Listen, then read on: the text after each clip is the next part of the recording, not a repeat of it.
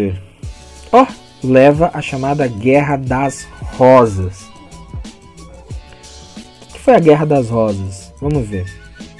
Quem já assistiu Game of Thrones, né, da HBO, já viu isso aqui de maneira ficcional, porque Game of Thrones é completamente baseado na Guerra das Rosas, que é uma guerra civil dentro da Inglaterra que vai durar de 1455 a 1485. Então é uma guerra civil. De um lado a gente tem o Henrique VI, esse aqui, que perdeu a Guerra dos 100 Anos. Então veja bem, a Guerra dos 100 Anos acaba em 1453, tá vendo aqui? Olha quando é que começa a Guerra das Rosas? 2 anos depois, tá? Ele é questionado no poder. Então o Henrique VI, da casa Lancaster, vai ser questionado pelo seu primo Eduardo IV da casa de York, tá? Então os Lancaster tinham como símbolo uma rosa vermelha, tá? Já os York tinham como símbolo uma rosa branca. Eles usavam isso nos seus trajes, tá? Então a gente vai ter uma guerra civil entre eles.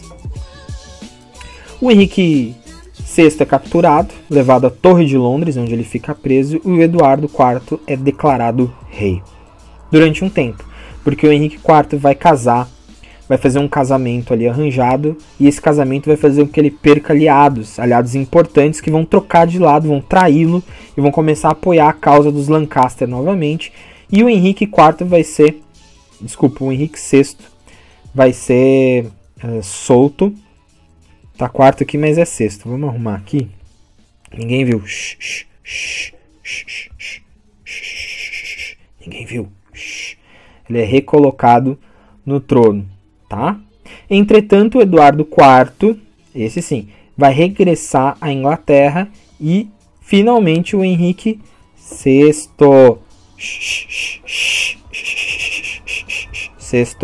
ele vai ser finalmente morto, tá?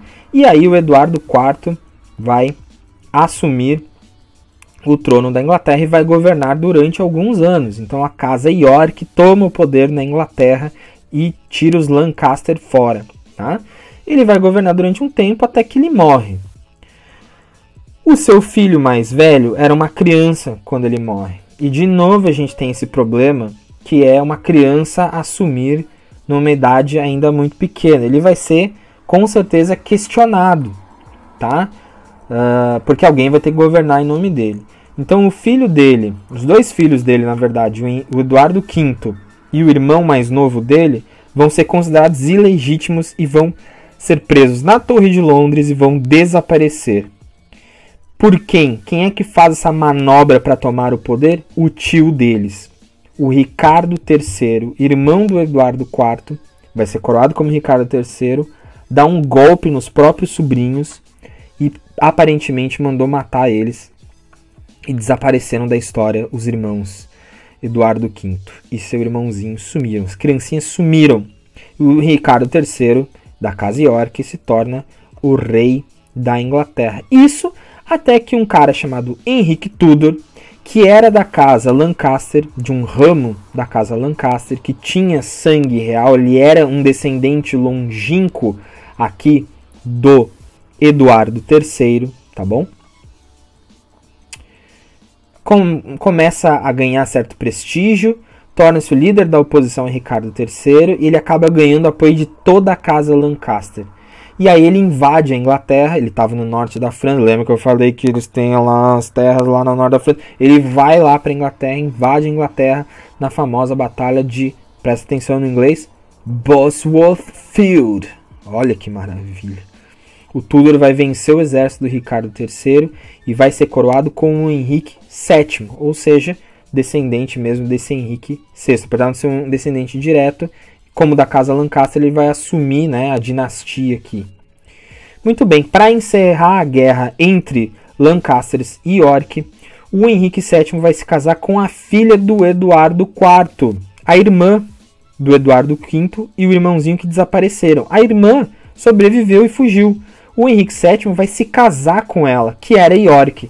Portanto, o Henrique VII termina a Guerra das Rosas com a unificação das casas de Lancaster e York. Olha como é que vai ficar o símbolo dessa nova casa. Olha aqui, a flor vermelha mais a flor branca dá origem à nova casa, a dinastia dos Tudor, tá? E aqui começa a dinastia dos Tudor, olha que bonito, tá bom? Para quem quiser, tem uma série sobre os Tudor, que durou bastante tempo, inclusive acho que tem umas 4, 5 temporadas, tá bom? Muito bem, o filho do Henrique VII, vocês devem lembrar, o Henrique VIII, que no ano de 1553 vai criar o ato de supremacia, que é aquele rompimento com a Igreja Católica, né? É o cara que vai criar a Igreja Anglicana, que vai gerar fragmentação religiosa. Quais as motivações do Henrique VIII? Primeiro, ele desejava se separar da Catarina de Aragão, que era espanhola, católica, com quem ele havia casado, mas não tinha gerado filhos homens. Ele teve apenas a Maria, depois vai ser chamada de Maria I. Ele queria casar com a Ana Bolena, que era protestante, assim como ele, com quem teve Elizabeth I. Então lembra, pessoal, que é 1553, já está acontecendo a reforma protestante na Europa. A reforma protestante chega na Inglaterra através do seu próprio rei, o Henrique VIII, tá? Que vai pedir para o Papa da época para se separar. O Papa fala, desculpa amigo, mas isso aqui não está previsto, né? Então foi mouse aí, né? Deu aquela visualização, né? Ficou os dois tracinhos azul, mas tipo, né? Não vai rolar. E aí ele decide então por romper com a Igreja Católica. Com isso ele vai enfraquecer o poder da Igreja Católica na Inglaterra, que tinha muitas terras lá, né? E isso vai fazer com que ele tome essas propriedades católicas no reino, ou seja, é mais prestígio para ele, né? Porque os reis eles tinham que dividir esse poder com a Igreja Católica, estavam abaixo da Igreja Católica e, portanto, o Henrique VIII da dinastia Tudor seria um rei sem ninguém acima dele, né? Dando início ao que a gente chama de absolutismo inglês, ou seja, o Henrique VIII vai governar de maneira absoluta. É nesse período que aparecem os primeiros corsários, né, que faziam pirataria no Oceano Atlântico, e a primeira tentativa de colonização da América do Norte. Então, quando vocês começam a estudar colonização da América do Norte, é nesse período da dinastia Tudor que tem a primeira tentativa de colonização lá na América do Norte, tá? Iniciativa de companhias privadas que vão ganhar os monopólios de comércio para lá. Vários dos protestantes perseguidos na Inglaterra, que não eram anglicanos, protestantes, presbiterianos, os Quakers, eles vão acabar fugindo, né? Tendo como uma válvula de escape ali a imigração para a América. Mas as primeiras colônias vão ter muitas dificuldades, vão sofrer com os ataques indígenas e com a fome, e a maior parte delas vai terminar. O queridão aqui do Henrique VIII morre e não deixa filhos. Ele casa mais umas vezes, mas ele não tem filhos. Então quem passa a governar é a Maria I, que é católica como a mãe, e tenta restaurar o catolicismo lá. Só que ela também morre sem deixar herdeiros. E aí quem acaba assumindo é a Elizabeth I, protestante também, tá? Então a Elizabeth vai consolidar o anglicanismo dentro da Inglaterra. Eu botei um videozinho aqui. Eita, uma Você propaganda sabia que chata. todo o mercado financeiro se resume basicamente... Não quero saber, agora sim. Vamos lá. Alguém já viu Mary esse filme aqui? is condemned to death. Olha. By order of our sovereign Elizabeth, Esse... Ó, a Elizabeth, ó. Queen of England. É na Inglaterra, velho. Ó. Zoinho azul. Come to this. Ó. There is news. Essa história aqui, pessoal, é a história da rainha da Inglaterra, Elizabeth I, e sua prima, que era rainha da Escócia. Lembra que a gente falou da Escócia? Vai ser importante daqui a pouquinho, tá? A rainha da Escócia da época vai dizer que ela é cristã e, portanto, ela tem mais direito ao trono que a prima, que é protestante, porque ela veio de um casamento que seria ilegítimo. Lembra da Ana Bolena? Para os católicos, ele nem poderia ter se separado. Portanto, a Elizabeth I não teria direito ao trono. Quem a parente mais próxima seria a rainha escocesa. Então a gente tem de novo um atrito com a Escócia. E a Elizabeth I, inclusive, manda matar sua prima. Está retratado nesse filme aí, recomendo que vocês assistam. tá? Em 1588, a Elizabeth I, que vai governar durante muito tempo a Inglaterra, vai, em 1588, derrotar a chamada Invencível Armada Espanhola, tá bom? Qual é a questão dessa? Então, a Espanha, até 1580, tinha a maior frota marítima do mundo. Ela impunha sua hegemonia comercial através da sua invencível armada. Em 1588, a Inglaterra bate a Espanha. E isso vai gerar a hegemonia da Inglaterra nos mares. Tá em laranja. Vocês viram que tá em laranja? Deixa eu mostrar aqui tudo. O ato de supremacia também. Pessoal, o que aparecer em laranja é importantíssimo, tá? De 1588 até provavelmente a Primeira Guerra Mundial, a Inglaterra dominou os mares. E isso é absolutamente importante. Começa aqui com a Elizabeth I.